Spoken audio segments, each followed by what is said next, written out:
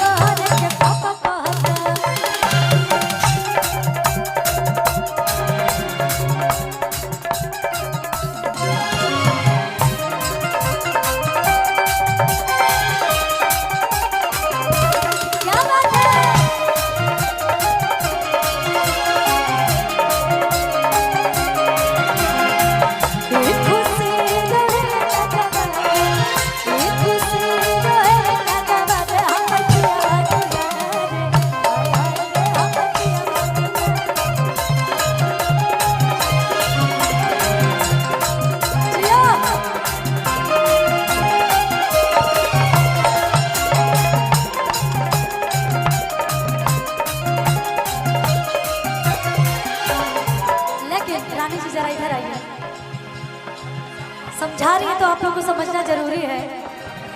सीधा साधा बड़ा तू तो सजइबो हे राजा सीधा साधा बड़ा तू तो सजइबो ओ करे तू बतिया सजइबो हे राजा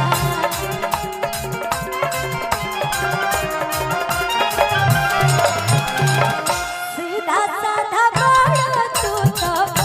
सजइबो हे राजा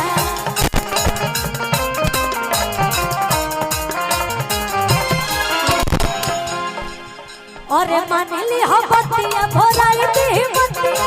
जान लगे राजा मानली हो बतिया भोलाई दी बतिया जान लगे राजा और धर बज सब के सखिया तो बिगड़िया सखिया